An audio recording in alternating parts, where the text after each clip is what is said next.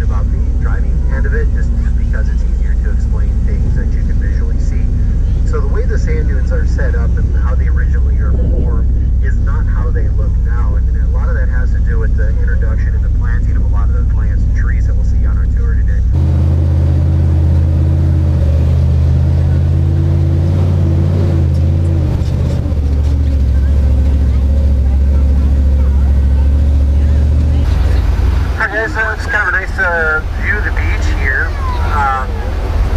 This is kind of neat. So here's some neat facts about the ocean ways here. So first and foremost, all of the beach is state land. That means it's public land. No one can own it. It's all open access.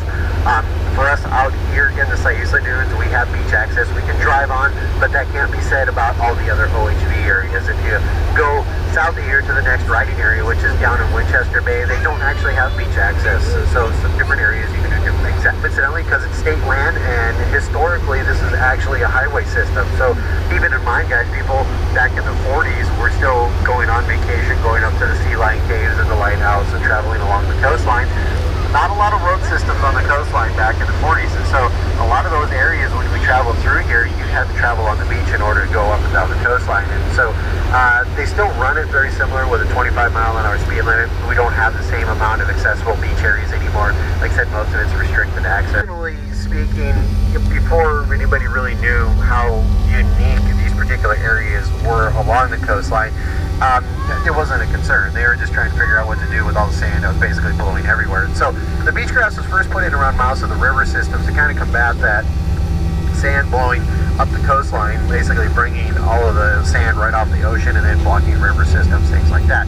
And so that's where the beach grass was used first, like I said, mouths of rivers. And then it was, after a year or two, probably is all really took, and you can see the usefulness of it, because the stuff is really pretty amazing. I mean, it thrives right there on that seawall, and it gets nothing but salt air all of the time. I mean, you come out here at night or during the day when the ocean's blazing really hard, like you can wipe salt water off the top of the blades of those plants, and they just keep surviving. It's crazy.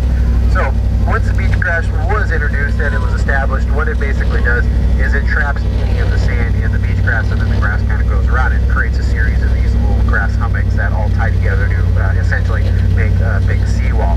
Average height of the seawall is somewhere around 40 feet tall. Now, where that comes in at is if the beach is the source of our sand dunes, or I should say the sand on the beach is the source of our sand dunes, and now you have a gigantic, non-native vegetation wall in front of that, obviously you're going to change some things around here. That's essentially what's happened over the years. So this area that we travel through here is basically the byproduct of the seawall. Now, they refer to this as a deflation plain. Basically, it's still technically sand dunes, but what you end up with is a heavily forested area through here that is really close to the water table levels. And what happens to these particular spots is native forests are able to stabilize these open areas. And so these actually really were planted, but kind of grew naturally because of the whole seawall being introduced with the beach grass, and then the seawall growing and that kind of stuff. And so you see a different change in the landscape. Now, the area itself right now is fairly flat. Because any dunes that would have been in here basically would have been scrubbed off by the wind. It would have blown all the sand off through here, pushing them towards the larger sand dunes that we'll see here in just a little bit.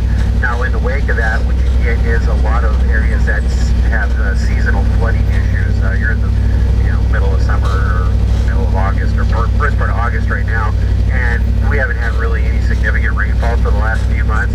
So you're not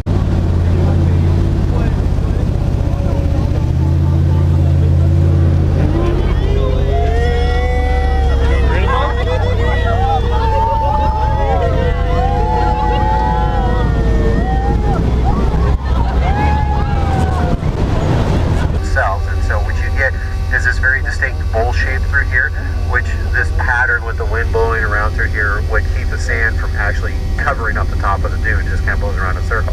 Now, the water you see in the bottom of it is nothing more than accumulation of rainfall. It's the same water we see throughout the rest of the tour.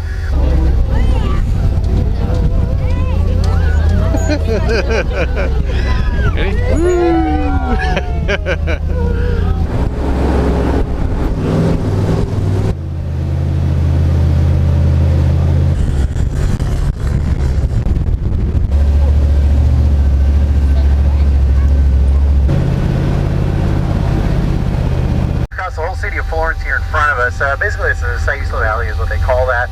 You can see the city. The two big water towers in front of us is about 35th Street in Florence.